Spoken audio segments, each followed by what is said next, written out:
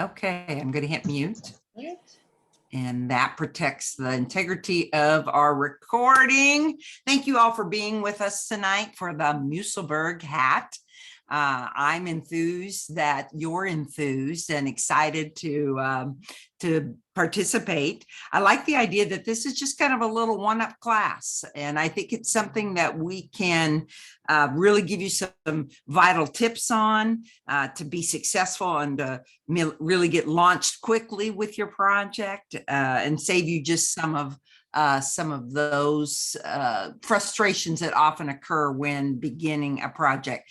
This whole project got started because I believe the Crazy Sock Lady got really enthused about this pattern, and then that just kind of took off. You know, that's how it goes. So one of the great things about being a sock knitter, which I know many of you are, and if you aren't, you should consider joining us. One of the great things about being a sock knitter is that you do have a lot of sock yarn. I'm just saying, I'm not for sure that you all have a lot of sock yarn, but I think you all have a lot of sock yarn. And so this is a great way to use up some of those beautiful, beautiful sock yarns.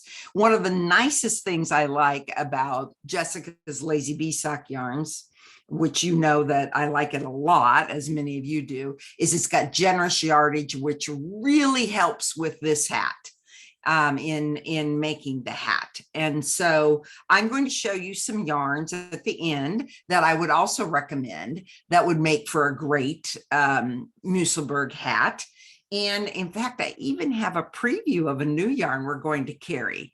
I brought it home from the shop and thought, I think this group needs to see that new yarn. Does that sound good? Would you like to have a sneak peek? Of course you would. Thumbs up again, sending your love. So the Musselburgh hat is designed by Yosada, and we were fortunate to meet her when we were in Edinburgh at the Yarn Festival, and she's a great designer. And if you've read the pattern, it's inspired by the World War II hats that were worn, and they were worn so that they could tie them or wear them as a hat. And she even says in the pattern, hers is too short to tie. But you know, you could use a pin in there and wear it that way as well. What's beautiful about this hat is that it really is knit as basically a tube. And then it is worn tucked in. I think many of you have seen it and how it can be worn. You'll tuck it in. So it's really a double layer. We've knit several double layer hats with pretty good success, and they're always kind of a hit. And so that's what makes this one a really great hit. So you can fit it up in there, and then you can wear it as a beanie. Get down so you can see it. Or you can also brim it, pull it down, pull it up, and you've got a really nice hat to scoop the snow in. Now, it doesn't seem like we're going to be scooping snow today, but that will come. And this is 4 layers. So I'm excited to wear this when I'm scooping my snow to see just how warm it is. What I know in working with customers is that guys like a hat like this.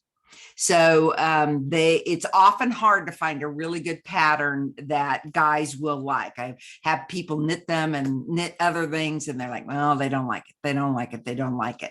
So I'm really confident that this one is going to be a really great hat for you to make. I found it to be such that it will fight with my sock knitting. I mean, you know, I always have socks with me kind of anywhere, everywhere, and this hat will do the same. So that's a little bit about the hat. I will tell you that in knitting it, when and you can research it, you can find go on and look at the comments on Ravelry, that it is a little small, and mine isn't, because when I was making mine, Susan Feely had made hers, and she said, I found it to be a little small. So I was making the adult medium and went up to the adult large. And you could see that it fits my head perfectly. And I don't have a big head or a little head. I just have a head, an average head. So, it looks kind of big, but it actually really just really fits well. So that's some information on the sizing. Let's take a look at your pattern before we do our tutorials and our demos. And this is really the part that when I sat down to start mine, I'm like, what? This is brain foggy math. And so I just wanted to give you some quick tutorials on it. It's really recommended for a lace weight or a DK weight yarn. She does have an Aran gauge. So if you look on page 2 at that very first chart, she's got, I mean, you make this for a little baby all the way to an adult XL. And then she's got the yardage and the gauge. And so gauge is an important factor in this hat. And as I said before, lots of times we don't like to be told the gauge is important, but it really does make a difference in your numbers and the numbers that you will do for this hat. So that top chart gives you a gauge, and I'll show you how to count the gauge here in just a minute, and the approximate yardages. And my adult extra large, Valerie, I forgot to weigh that. I will weigh it and let you know. I do have, we talked about it. I have mine left over, and it says right, my gauge was a 7, and I did mine on a 3. And it says you need 500 yards, but I got mine done with Jessica's 480, but I don't have a large ball left. So it was taking a good generous amount of that 480 yards, but I didn't need the 500. So, one of the things that can happen is you might run short, especially if you're using a La Jolla or another sock yarn that might have 400 yards. So we're going to talk about how you can put some striping in, or how you can just use some other yarn to finish it that actually makes it look neat. So look below the second chart, and she's got everything from baby toddler all the way up. She's got the head circumference, and I think my head circumference is a 21. And I ended up making that adult large, and it fit well. So I think that kind of really does bode for it can run a little bit on the small side. And if your gauge is small, then that might be as well. The unfolded length would be when you have it open. That's from tip to tip. Okay, that's going to be your unfolded length. Your folded with brim up would be, like, for example, on the adult large would be 8 3/4. So let's talk about if I'm running out of yarn, if I don't have. Nancy was in the shop today, and we were visiting about, she has 400 yards and how could she supplement that? Well, if we know that the fold occurs at 8 3/4, we could knit 5 inches in and put some striping in. We could knit 6 inches in and do some striping, so that when it folds, that then your striping would occur approximately in this area, which I think would be really neat. Now you're going to have some weaving in that you're going to have to do. And once you kind of make the transition into knitting the second portion of this hat, you're going to want to stop and weave your ends in, because you can't get to it when you finish it. And yeah, you could just leave them there. That'd be all right. But, with fingering weight yarn, I think it's good. And with a hat's pretty worn item. I mean, it really gets kind of a workout. So I think securing your ends in are going to be important. So that would be an option for you. The other option is you could knit until you're done. And then you could finish the last top with a different color. And that would be a cute little color on the top. And if they don't, they could have two styles of hats, because you'd have your little one color here, or you could wear it inside out and it wouldn't show. So that's not a bad option. Don't panic if you run out of yarn.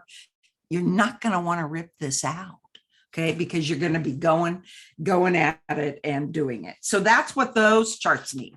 Now we're going to look to the next page, and that's page 3. And this is all the directions that there are. So it's really a very simple directions. I'm going to walk you through the first 5 rounds here in a minute. But let's go down to where the gauge, the very first chart in the left-hand column, where the gauge, what it means. So I'm looking at adult large. So I'm just going to use my reference as adult large. And my gauge was 7. So it meant that I did my repeats 14 times, my increase repeats 14 times. So that's what that chart means. What's really more important is how many stitches you have in your 4 segments.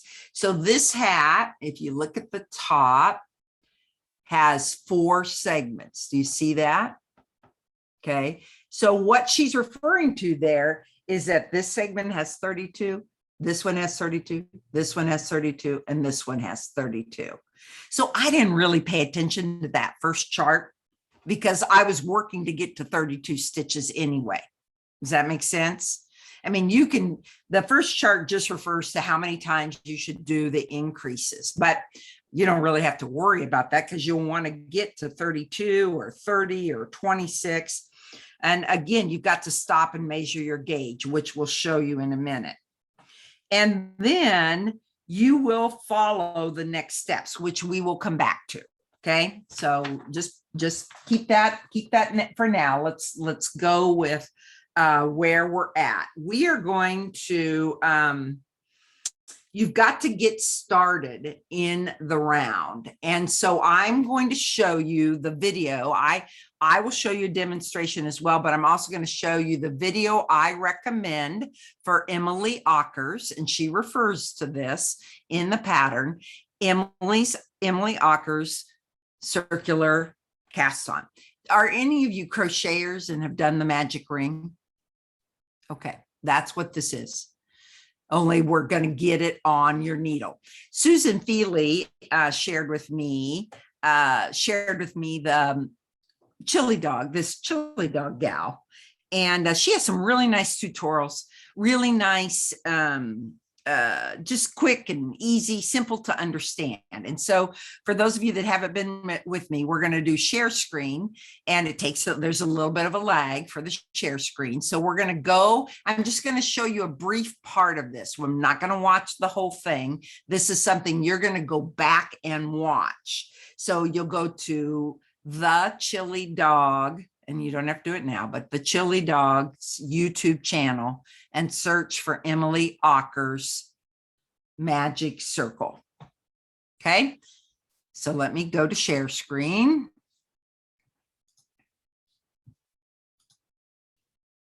All right, I hope you all see my sock. Give me a nod if you see it there. Okay, great, thanks. All right, we're going to share just a little bit. This is a story of the cult favorite. We have to watch the ads. There we go. Hi, oh, yeah, this happened before. Here we go. Let's try this. Hi, this is Ellen from the Chili Dog, and today I'm starting a pair of caretaker socks, and I'd like to show you how to do the circular cast on that I used here at the toe of the sock. This method is sometimes known as Emily Ockers cast on, and it works really well for toe-up socks, top-down hats and mittens, and circular shawls, or anything that is worked in the round, starting with about 4 to 8 stitches. If you're a crocheter, this cast on is very similar to starting a project with a magic ring. To begin, you'll need a crochet hook that's the same size or slightly smaller than the knitting needles you'll be using. And of course, you'll need some yarn. Today, I am using disco yarn from Oink Pigments. I like to weave the yarn over my fingers before I cast on, and this helps me provide a little bit of tension as I work.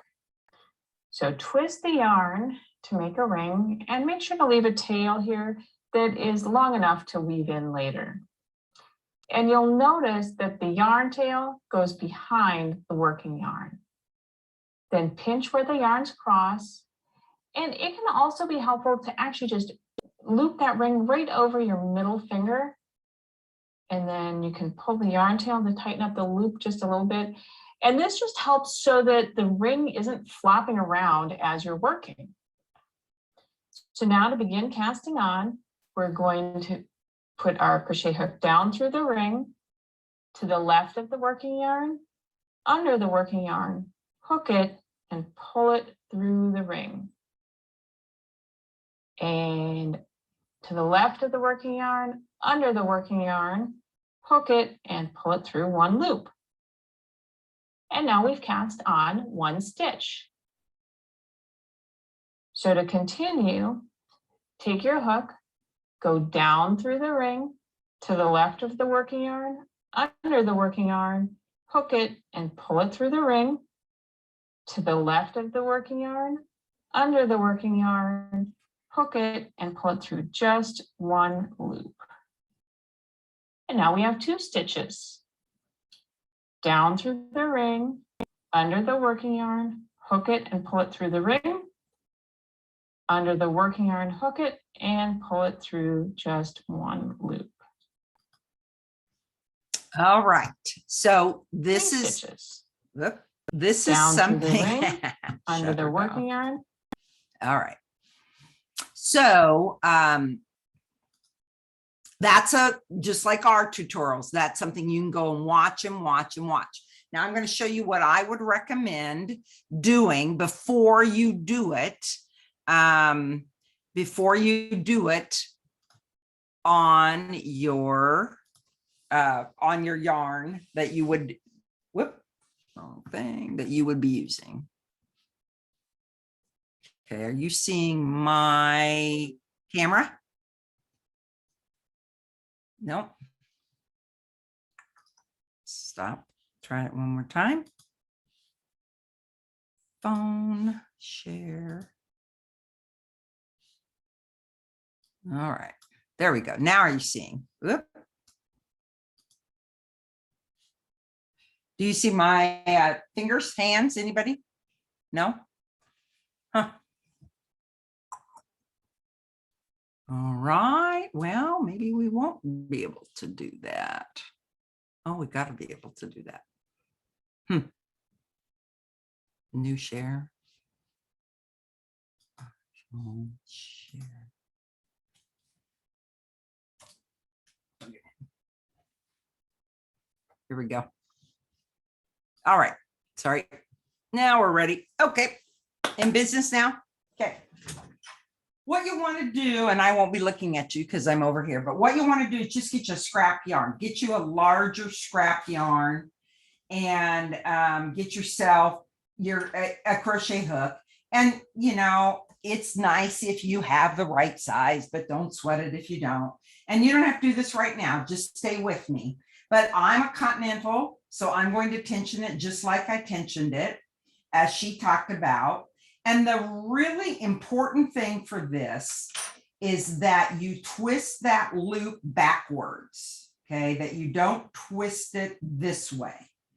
It has to be twisted backwards in order to get it to pull.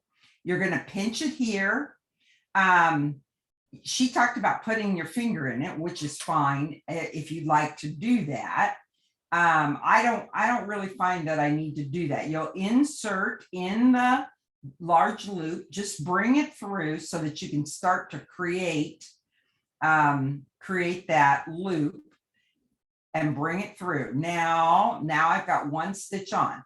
What's important is that you're catching both of these strands like this, because that's how you're going to make the pull to tighten it up. So you're going to go in, you'll wrap it again and pull through one, and now I've got two stitches. You'll have a recording of this tomorrow. I like to hold my loop like this. This seems to work for me. So I go under both in the circle. There we go. One more. And you can use this in a lot of magic circle, lots of opportunities. Okay, I'm just going to stop there. And this is how it looks. So you've got your working yarn, and then you've got your tail, and here's my tail. And the reason I would encourage you to practice this, reason I'd encourage you to practice this is so that you can make sure that it pulls. Because if you can't get it to pull up, it's not going to do you any good. So you've got to be able to, let me get somebody else in here. You've got to be able to pull it tight. So watch as I pull. See, pull, pull, pull, pull, pull, pull tight. So I would definitely practice this just with scrap yarn and your crochet hook, and make sure that you can get it to tighten. Now, in my next video, I'm going to show you exactly how that is done. And what I like to do is I do film the videos in advance, and then I will upload these to YouTube. So you'll be able, and they will be public. So I'll make a heading that says a Musselburgh hat tips and training. And there will be 3 videos there that you will be able to watch. And they'll be in this recording, but they'll also then be on YouTube, and that is public. So those 3 little short videos will be available for you in public. So if we're back to our directions, we're at the beginning where it says cast on 8 stitches using your preferred. If you want to look up the disappearing loop, the I-cord belly button, I've always just used this Emily Ockers, and I always kind of have to look it up because it's not something I do often, but I don't find it difficult to do. I'm not a big crocheter, but I can handle it. I think you'll be able to handle it too. So she has it designed for double points, either 5 or 4 double points. I, of course, and many of you like to work on the magic loop. And so that's what I really want to give you tips on, is how to do this with the magic loop.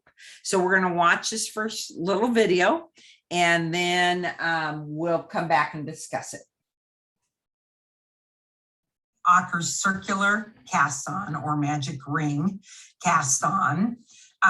We need to get these 8 stitches ready to work as a magic loop. So we'll do what we always do. We're going to slide them to the middle of our circular needle. We're going to count to 4 stitches, and we'll bend in the middle, get that loop coming through, and we're going to slide these stitches down and get it ready, because they really are joined in the round. And this was my first stitch. And so that's going to be the stitch I'm going to knit to begin with. They are joined in the round because of the magic circle. I'm not going to tighten it up just yet, but this becomes our magic loop. So we've got 4 on one side, 4 on the other side.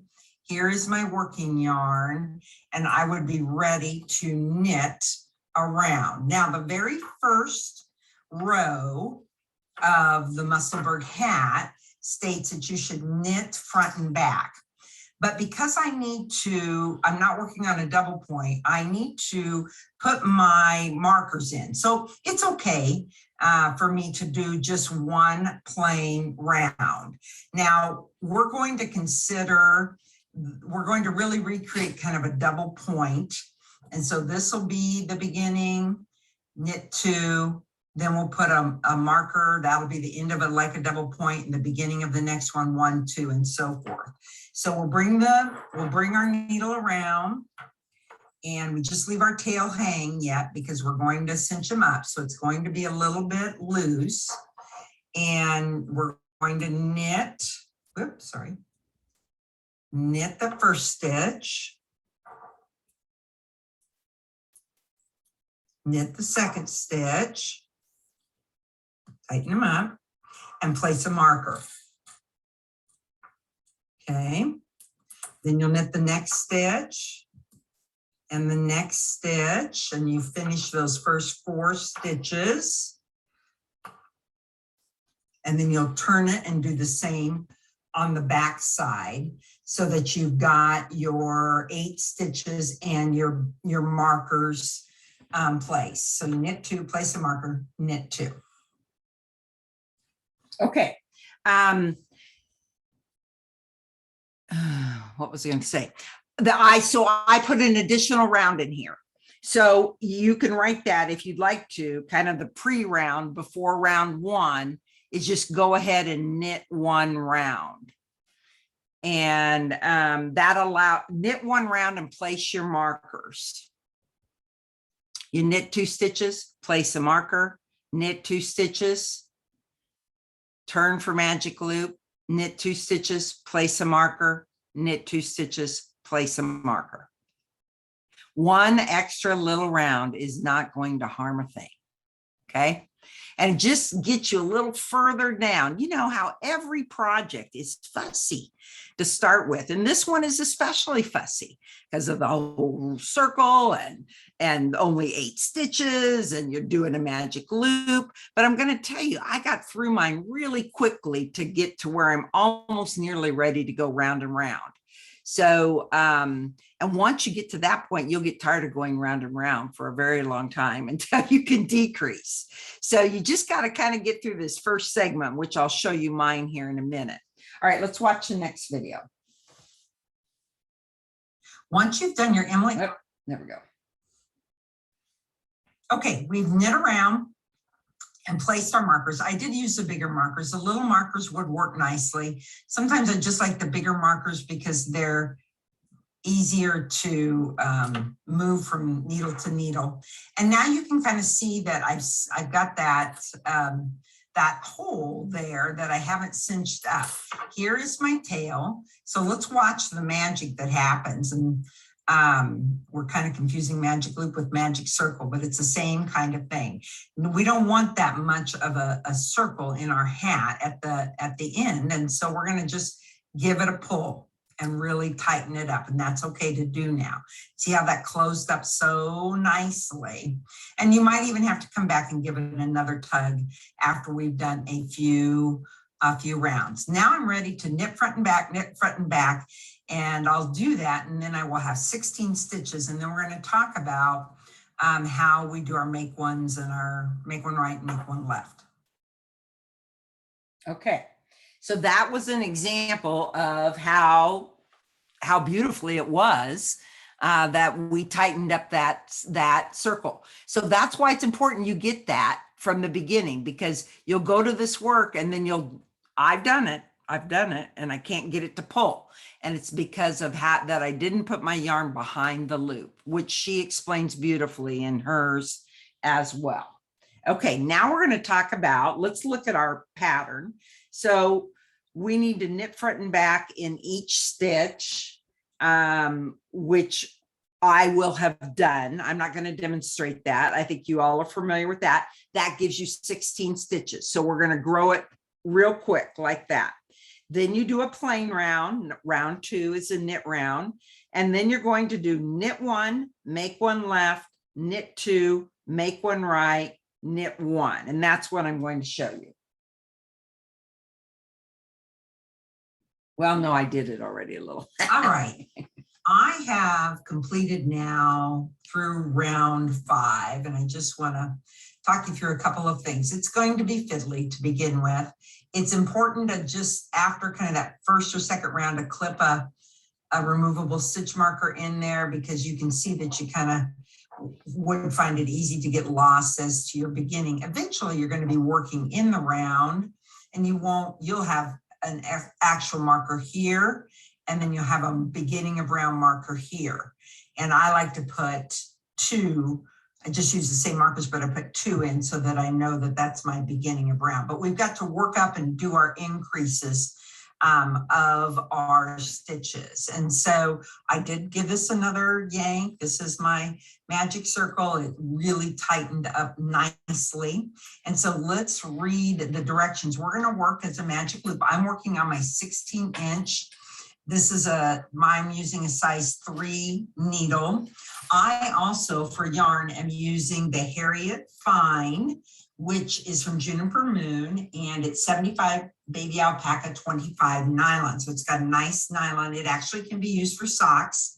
It's got 461 yards for 100 grams. So it's a smidge finer, thinner than like Lazy Bee sock yarn. So I'm kind of anxious. I'm going to have to check my gauge, et cetera, et cetera. You will have 4 sections that should all have the same number of stitches on that. And then we're going to refer to the chart. I want to show you what you do. You will repeat row 5 and a plain row until you have the right number of stitches between each 4 stitch or each 4 segments. So you'll come around and you'll do a knit 2. So this is especially nice for not doing your make 1 right at the beginning. So it's really kind of a knit 2 and then you make 1 left. I like to use my right hand needle. Some people might pick that up from front to, like, they might use their left hand needle and go down and pick up the bar like this and put it on their needle. I just find it easier to lift her up, lift the bar. You're lifting the bar in between the stitches. Sorry, let's get it in focus. Lift the bar in between the stitches, put it up on the needle. My needle's there. And I'm ready to knit through the back, which is a short leg. And then it says to knit to 2 stitches because you're going to be increasing. This is going to be growing every time. So you knit to 2 stitches before the marker, or it'd be the double point. And now we're going to make 1 right. And again, you could go, they'll say pick up from the rear. So you could take your left hand needle. I'm trying to do it through the camera. Left hand needle, pick it up and put it up on. I find it most comfortable to just use my right hand needle. Maybe it's because I'm right-handed. I pick it up and I put the short leg. That means this is the short leg. This is the long leg. And you're going to knit into the front of that. This is kind of the trickier one. And sometimes I even will come in there and kind of lengthen that a little bit and put my fingernail there so I can keep it and get it. And I'll knit that through the right leg. And that means right leaning, left leaning. You knit 2, then you're going to have knit 2. So what's going to be happening is you'll have kind of this band of 4 stitches, these 2 in the middle, and you make 1 and you make 1. And that will kind of create a nice little, this is a make 1 left. So I put it up on. Sometimes if I have trouble getting into it, I'll just roll it on over and make it left that way. And then you knit to the last 2 stitches. And then you'll make 1, you make 1 right. Again, I lift up from behind, short leg on the front. Does it really matter? It kind of does because of the positioning and how they lean, especially when you're working like this. Sometimes it doesn't matter, but for this hat, I do make sure to do a right and a left lean. So it creates kind of that wedge look. You knit to the end, and then you're gonna pinch and turn just like we do. Our magic loop, push, push, push. Throw your yarn up and over the back of that needle. Make sure you're doing that so you're not getting an extra yarn over there. Pull it out. And at some point, you won't have to be doing, sometimes those interchangeables do that. So we knit our 2. make one left. That means a short leg in the back. Knit to 2 stitches before the marker. And again, as any project, this is going to be super fiddly at the beginning. I'm sorry, I feel like I'm all over the place. Make one right. Pull that out so I can make it.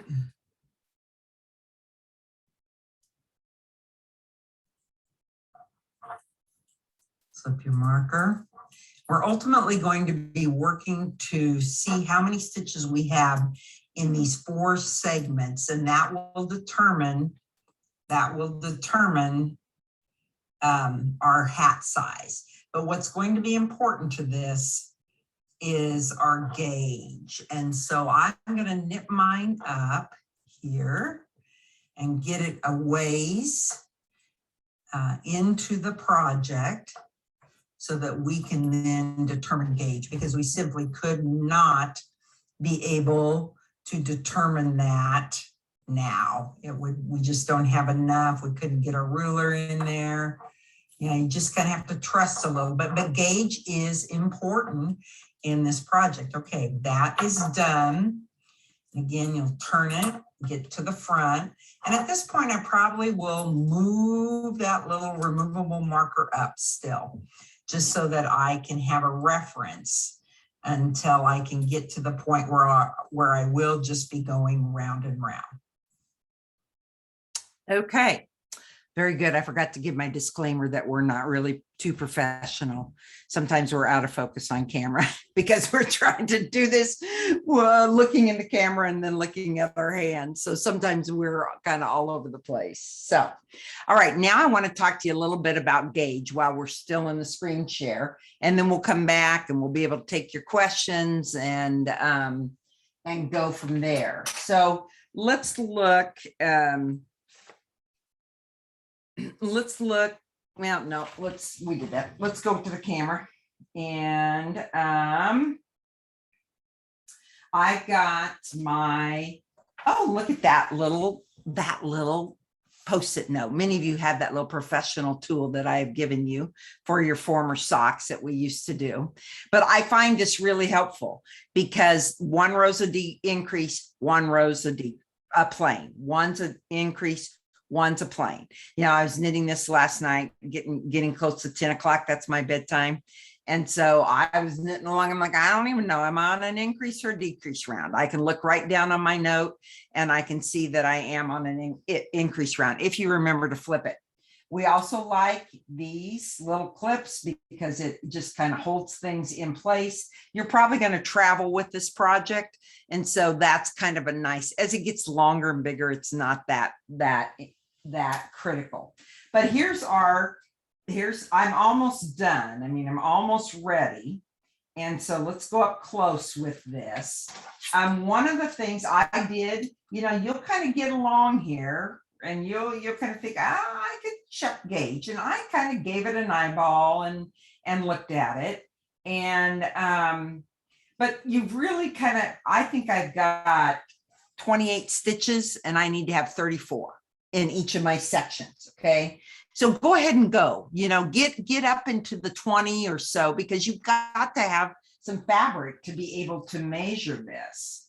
And then you're going to tuck your gauge ruler, I know it's not the easiest to see, into the corner with your stitch. And then we're going to count. And many of you know, I like to use kind of a sharp double point or something where I can get into the stitch and go 1, 2, 3, 4, 5, 6, 6.5. And that was kind of what I eyeballed at one point, was 6.5. The other thing is you want to check that in several places. So I'm going to move it over here and I'm going to look again. 1, 2, 3, 4, 5, 6. That looks like a 7. Let's go to the back. My pink hat is 7. So I'm thinking I could be a 7, but I don't know for sure. Now you have your increases over in here. So when you're measuring your gauge, I would work over this way to kind of make sure that you're getting a good test of the stitches. Here's 1, 2, 3, 4, 5, 6, 7. Okay, and I'm going to do it one more time.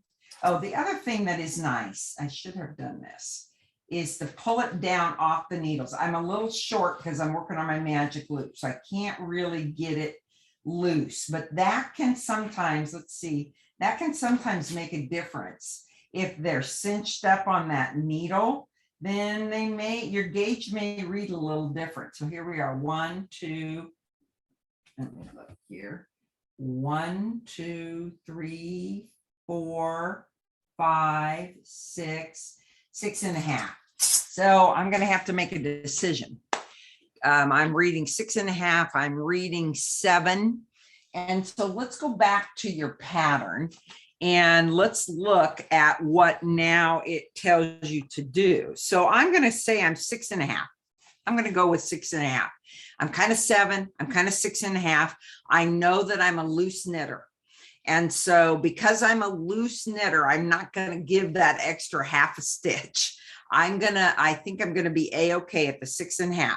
So I go down the first chart. The first chart is 6.5. I need to do the increases 13 times. Again, I ignore that, but I need to go look at the next chart, 6.5, go across to adult large, 30 stitches. So what my goal is to get 30 stitches here, 30 stitches here in these 4 segments of 30 stitches, right? So I need, and I think I have 28. So that tells me that I need to do my increase rounds 2 more times, right? Because you're putting 2 stitches in each section. So that tells me I need to do it. Then if we look up at the top, it says knit 3 rounds in the top of the column on page 3, knit 3 rounds. So that's just plain rounds, work 1 more increase round. And then I should have 32 stitches in each of those. I was kind of working off the other one, sorry. 32 stitches in each of those 4 segments. And then the next chart says your total stitch count is 128. All right, but that's in the 4 different segments. And then knit even until total length from cast on is, so I'm doing the adult large. It doesn't matter with my gauge there. My total length will be 20 3/4 inches. And it's a bit tricky to get it measured. And it's one of those projects that you think, oh, I'm there. And you measure it, and it just doesn't seem to grow. But you don't want to come short on it, because it's going to make it then where you're going to feel like you need to pull it down over your ears. So I just got it out on a flat table and made sure it was fairly flat. And I didn't tug on it, but I made sure that it was flat and snug. They're also telling you then to weave in your ends at this point. And that's kind of when I did it. I didn't do it early on. I just did it at this point. And then you will start to do your decreases. Okay. Now I did take my markers out. So I'm using the markers here for this segment. But once I get ready to knit plain, you won't need anything. I guess I lied about that. You don't need those extra markers. You just need a beginning of round marker. And so I took them out because there was no sense of me slipping markers. You don't need to. So what would you do at this point? We're going to have to put them back in to do the decreases. So this is how I did it. Next round, decrease round, knit 1, SSK, knit to 3 stitches before the marker. Well, how do I know? I'm going to go back up to what number? We would say 32. So I would knit, I would do a decrease round. I knit 1, SSK, that's 2 stitches, 3, and that uses up 3 stitches. So I'm going to say I need to knit 20, and then I got to do it 3 more, so 26 stitches. Okay, does that make sense? You take your number. Let me go back. I was just kind of doing that in my head. My number is, let's say my number is 32. You're going to do your first thing, which is knit 1 SSK. That involves 3 stitches. So we take 3 off that to 29. I need to knit to 3 stitches before the marker. I don't have a marker in there. So what am I going to do? I'm going to take 3 more stitches off. That gives me 26. Then I'm going to do my SSK or my knit 2 together and knit 1, and I would put a marker at that point. So down there in your directions where it says repeat from 3 more times, right after that knit 1, you might make a note to say place marker. So you're going to have to re-establish your markers in there to get going again. And I put the extra, I had 3 markers in, and then once it got so small, I went back to magic loop.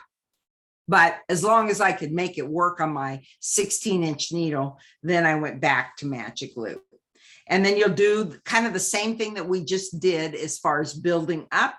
You'll build down, and then you'll break your yarn and you just weave it through the 8 stitches and pull it up tight.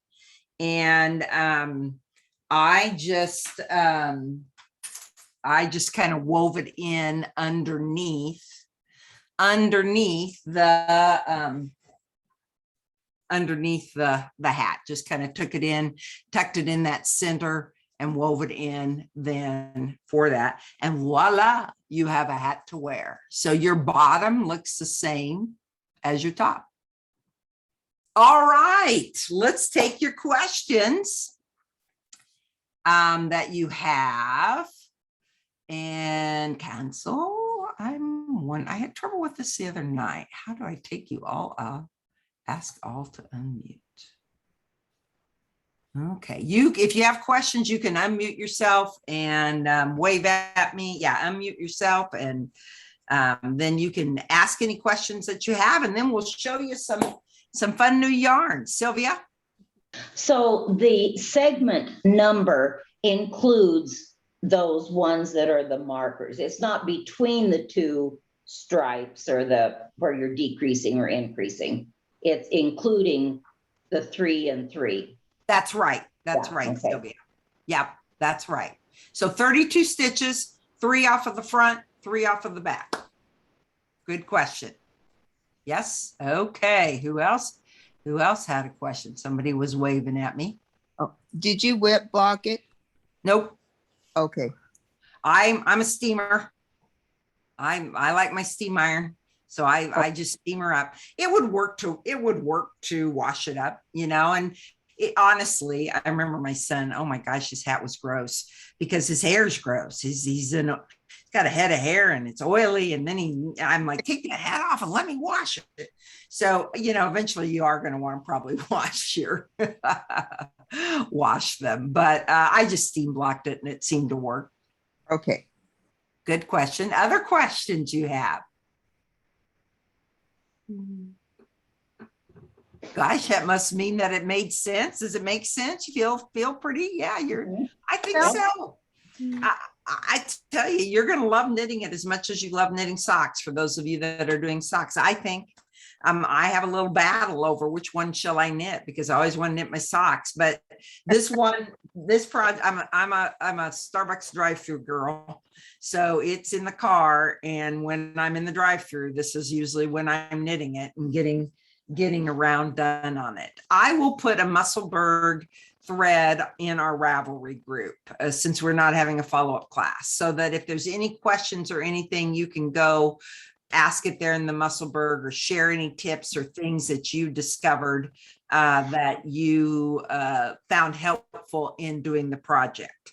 But I hope that this video will be helpful for you. So you're going to be saying after you knit it, what else can I make it in? What other yarns? I showed you the Harriet Fine, And I've had this yarn from the very beginning. We made the hubby hats, which was a double layered hat as well. And it's a 25% alpaca or 75 alpaca and 25 poly. And so alpaca is always going to be super soft. And this yarn that we have has some really nice solid colors.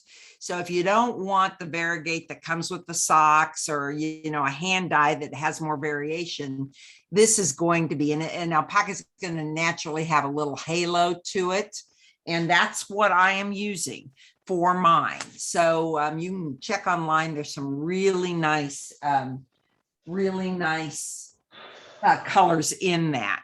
This is the alpaca soft. I guess we're kind of an alpaca fan. We were picking soft things, but this is alpaca soft DK.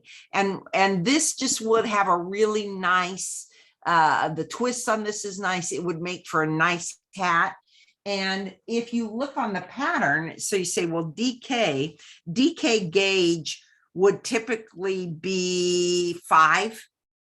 And you might work on even a size 4 needle if you're going to use a DK weight. You might have to try, you might have to mess around a little bit with but you can knit with a DK weight yarn. You do not just have to use a fingering weight yarn. And in fact, she does talk about even carrying mohair. So, that's super popular to carry the mohair with the sock yarn. We've been talking about this yarn. This is another baby alpaca, but this is Moonshine Fine. So this just came in, it's brand new yarn with Juniper Moon, and it's baby alpaca, organic silk, wool, and nylon. So what a nice yarn. And again, back to those nice, really solid colors. And you can see it's got a sheen on it. And it's got 30 alpaca, 30 wool, 25 nylon, 15 silk. So the nylon and silk in itself are going to make it really strong, and it would be washable even with the silk in it. And this is considered a fine yarn as well. So I'd probably do it on my sock yarn. It's got 400 and sock needle 3, which is a 3 in this. So she talks about going up a couple needle sizes for your sock yarn. There's 437 yards for 100 grams.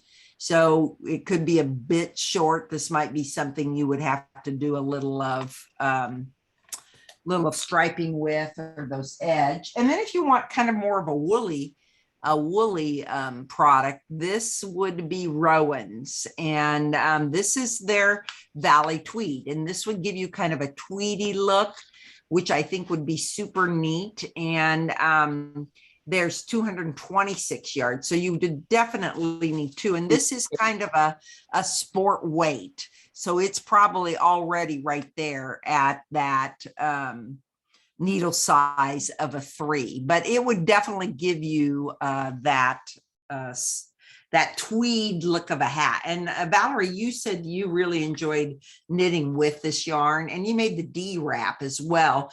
Did you feel like it really softened up nicely after you were finished? Yes, absolutely, it did. It was wonderful to work with. I enjoyed it.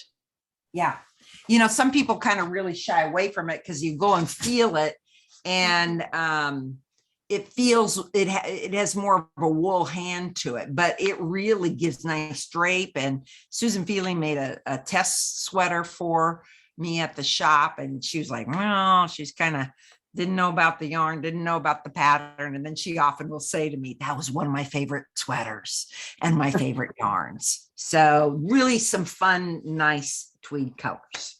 Or you would, sorry. I'm sorry. What, you would Marla? use pattern. I couldn't hear you, cut out.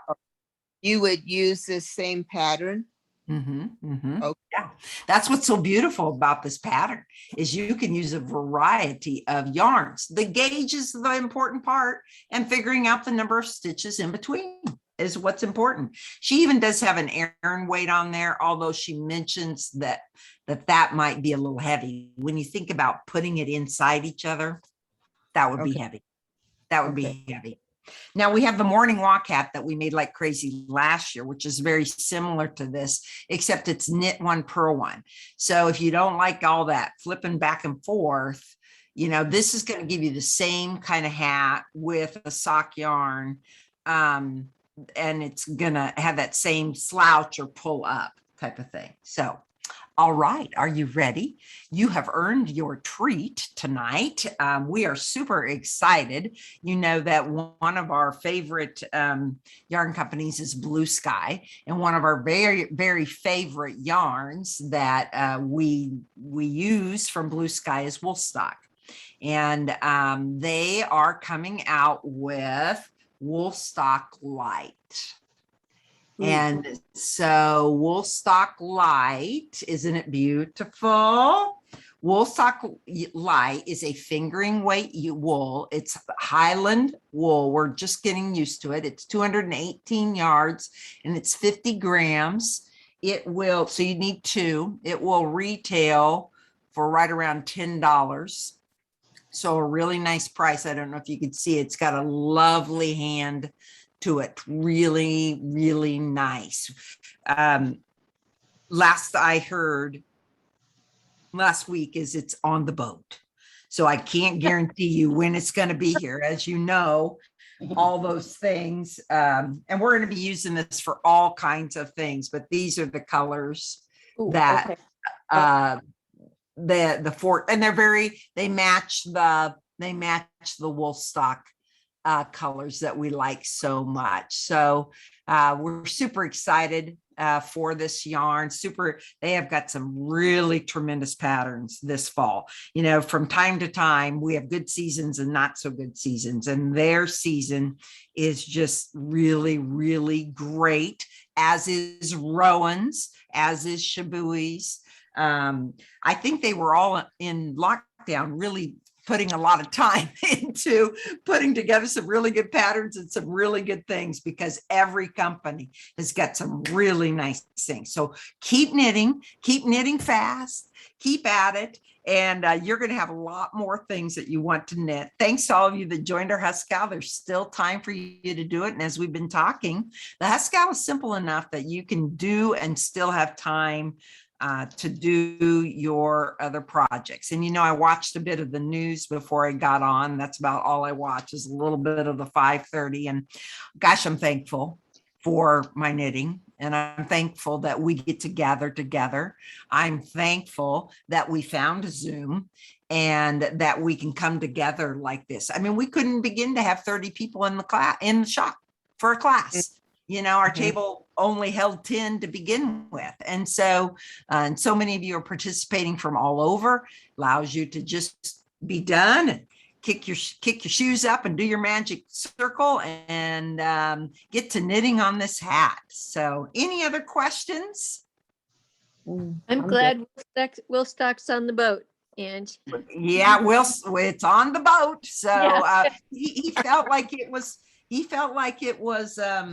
he felt positive. I don't know if he has a radar on the boat or what, but we heard that story a lot last year. But I know like Rowan has all got their stock in. So that's really good news as well. So thank you all. Sarah, did you have a question? Or just I was going to say, I am anxious to start a pair of socks from the toe up using that cast on.